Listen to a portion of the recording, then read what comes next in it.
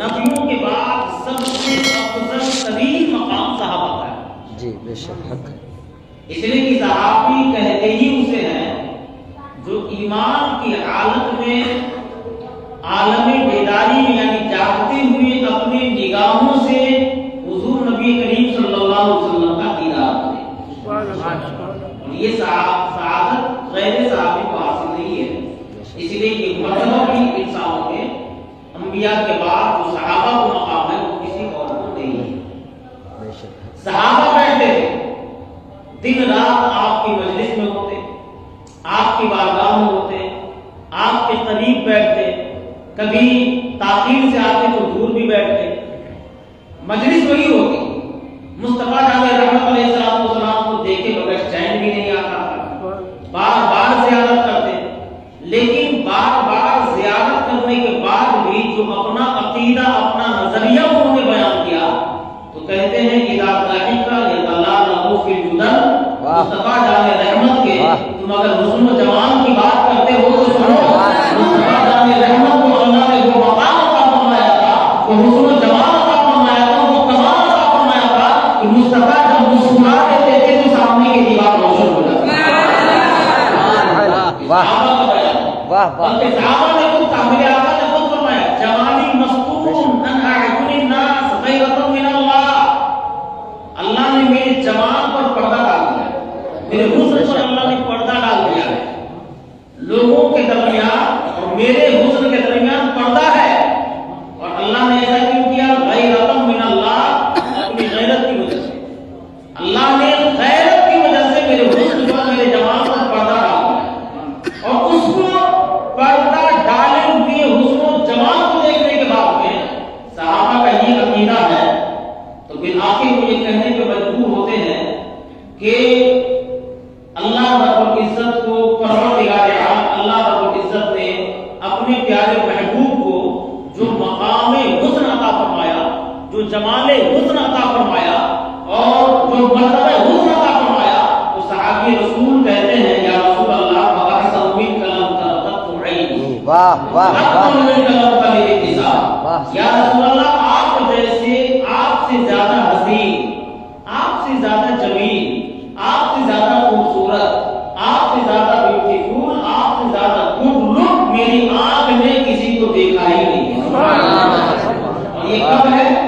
جبکہ پردہ ڈالا ہوا ہے, جبکہ حسن پر پردہ ڈالا ہوا ہے. اور کہتے یا رسول اللہ آپ کے حسن تو بے مثال ہے ہی, اللہ نے آپ کو جو شخصیت عطا فرمائی, اللہ نے آپ کو جو عظمتیں عطا فرمائی, جو کمالات دیے.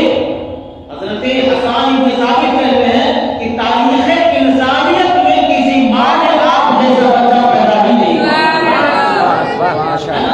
حضور نبی کریم علیہ السلام کی وہ شان ہے جو صرف حضور کے لیے خاص ہے, جو صرف حضور کے لیے خاص ہے.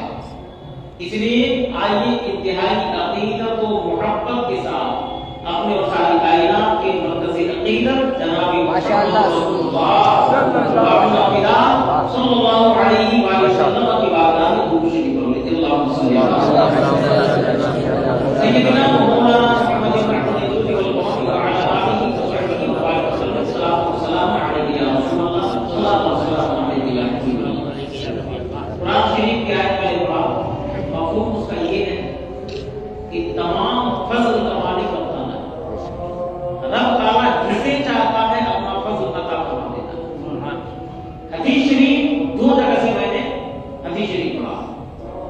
ایک حدیث کا مفہوم یہ ہے کہ ایک بندہ مسلسل عبادت کرتا ہے, فرائض و واجبات کے علاوہ نوافل کی کثرت کرتا ہے, اللہ کی بارگاہ میں سربر سجود ہوتا ہے, اللہ کی بارگاہ میں وہ بندہ ہمیشہ اللہ کی رضا کے لیے جھکا ہوا رہتا ہے.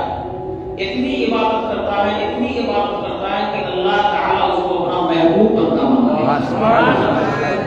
اور یہ حدیث قدسی ہے. رب تعالیٰ ارشاد فرماتا ہے کہ بندہ مسلسل میرا تقرب حاصل کرتا ہے عبادت کے ذریعے سے, نوافل کے ذریعے سے, میں اس کو اپنا محبوب بنا لیتا ہوں. میں اس کو اپنا محبوب بنا لیتا ہوں, اور جب اس کو میں محبوبیت کا درجہ عطا فرما دیتا ہوں تو اس کے اندر جو کمال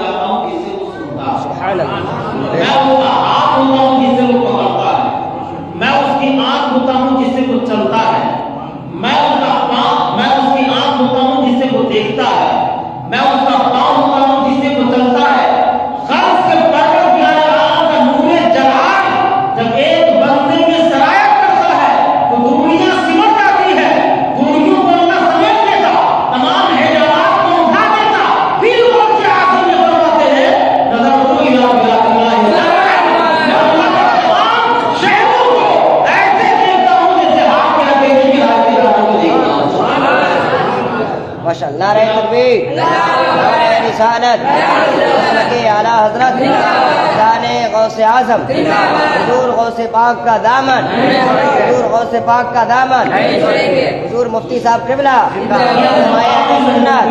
نعرہ تکبیر، نعرہ رسالت. اپنی بارگاہ میں کسی کو مقبول اور محبوب بنا لیتا ہے تو اللہ اسے کتنا بلند فرماتا ہے یہ تبھی دیکھ کر جانتا ہے. غوث اعظم رضی اللہ تعالیٰ کو فرماتے ہیں کہ اللہ کے تمام شہر بلاد اللہ ملکی تحت حکمی، اللہ کا تمام شہر میری ملکیت ہے اور میرے حکم کے تحت داخل. میں جب چاہوں کائنات میں تصرف کروں. حق تو یہ ہے کہ اگر میرا ماننے والا، میرا مرید اگر کوئی مشرق میں بیٹھا ہوا ہو اور میں دنیا کے دوسرے سرے میں بیٹھا ہوا ہوں، کسی مصیبت میں پھنس گیا بندہ اور اگر مجھے مدد کے لیے پکارتا ہے تو میں وہیں سے مدد کا ہاتھ بڑھا کر اس کی مدد کروں. اللہ نے کسی کو محبوبیت کا درجہ عطا فرماتا ہے تو یہ شان اس بندے کی وجہ سے ہے.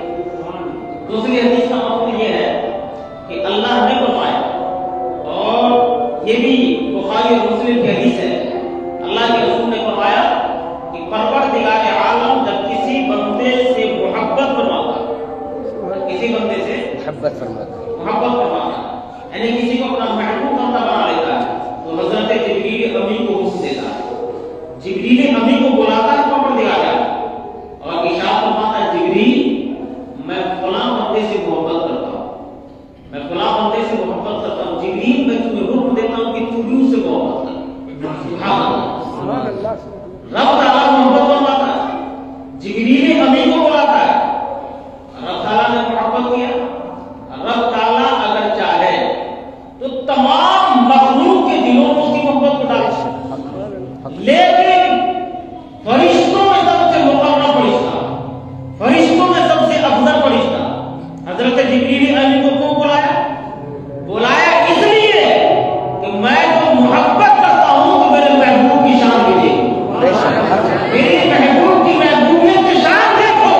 میں اعلان کرتا ہوں کہ جبریل میں فلاں بندے سے محبت کرتا ہوں، تمہیں حکم دیتا ہوں کہ میرے فلاں بندے سے محبت. سبحان اللہ. حدیث شریف میں جبریل تو جبریل امین سے محبت کرنے لگ جاتے ہیں اور پھر جبریل امین کیا کرتے ہیں؟ جبریل امین اہل آسمان کو اعلان کرتے ہیں، آسمان میں اعلان کرتے ہیں اے آسمان کے فرشتوں، اے آسمان کے مخلوق، پروردگار عالم فلاں بندے سے محبت کرتا ہے، مجھے حکم دیا میں بھی اس بندے سے محبت کرتا ہوں اور پروردگار عالم کا حکم ہے تو بھی اس سے محبت کر. حدیث شریف میں ہے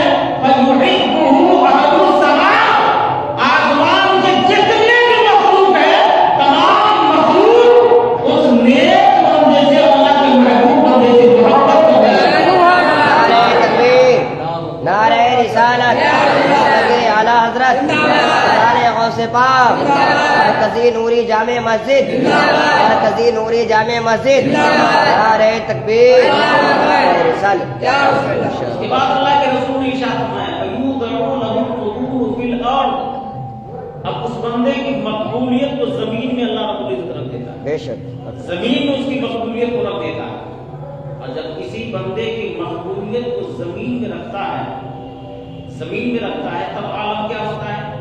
مقبولیت زمین میں رکھی گئی، مخلوق خدا کے